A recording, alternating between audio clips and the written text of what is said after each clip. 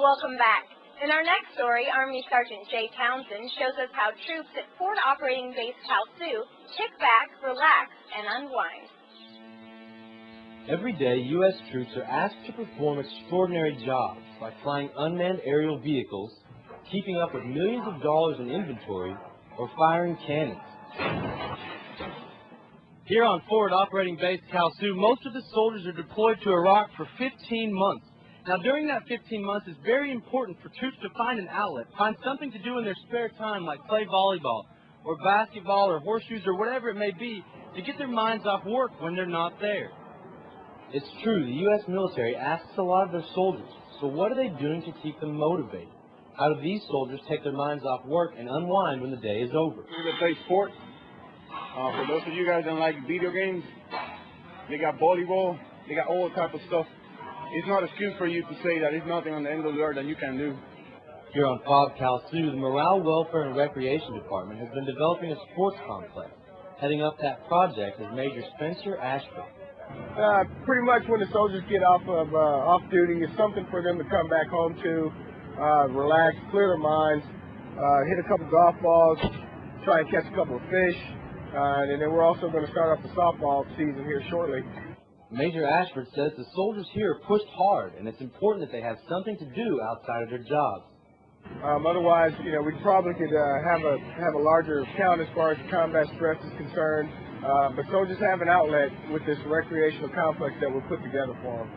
Colonel Terry Farrell threw the first pitch on the opening day of the FOB Kalsu softball field and confirmed that it's important for soldiers to use their downtime wisely. We're in the middle of a combat zone.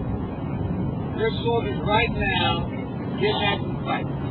You kids get after the fight every day. So when you have time to be down, you should be able to enjoy some aspects of a normal life. Soldiers here are taking advantage of all the NWR offers, and according to Colonel Farrell, their accomplishments are proof of it. NWR activities aren't just designed to keep soldiers from getting bored. They're designed to keep the stress levels down, give troops an outlet, someplace to go when they're not at work, and keep production levels high. Reporting from Forward Operating Base Kalsu in Iraq, I'm Army Sergeant Jay Townsend. Even though our dog-faced soldiers are nearing the end of their deployment, mail still comes in by the truckload. Specialist Tizania Mouton has this story on how packages boost morale and bring smiles. Back home, your mail carrier may not deliver on Sundays, but in Baghdad, mail clerk Sergeant Marcus Howell does. Every day, Howell takes a short drive to get the one thing that every soldier waits for, their mail. Howell says he gets satisfaction from bringing joy to others. Especially in the evening time, when the busiest time of the day, when people come in and they've been looking for a box for about 4 or 5 days, the smile on their face is real enjoying to me. The interaction that I get from people every day, I love it. Over the course of the last 14 months, Howell definitely notices a big difference with heavier days weighing in at nearly 3,000 pounds of mail. From October to the first of the year is very demanding. Long hours, a lot of lifting and stuff like that. I think he still plays a big part in morale, but it's I think it's kind of like dying down a little bit because of the emailing and things like that. Howell says with the division soon departing, you should cancel any magazine subscriptions and make sure your mail gets redirected back to the States. Reporting from Camp Victory, Iraq, I'm Specialist Tizania Mouton. The wife of one Rakistan company commander is a breast cancer survivor.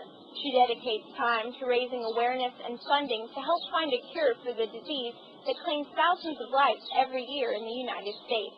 Back in Clarksville, Tennessee, they sponsored a Ride for the Cure, so the Rakistans at Camp Stryker held their own Run for the Cure at the same time. Army Sergeant Ken Hudson shows us the run and what motivates the runners to participate. To promote awareness of breast cancer and to raise funding for research, Rakistans ran a 5-kilometer Run for the Cure parallel event to a similar one taking place at the same time back in Tennessee.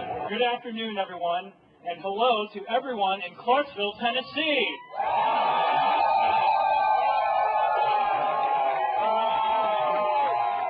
The idea for this run came from a breast cancer survivor. My wife, 2.5 years ago, developed breast cancer, and she's currently 2 years a breast cancer survivor, and she participates in a run, actually it's a ride back in Clarksville, Tennessee.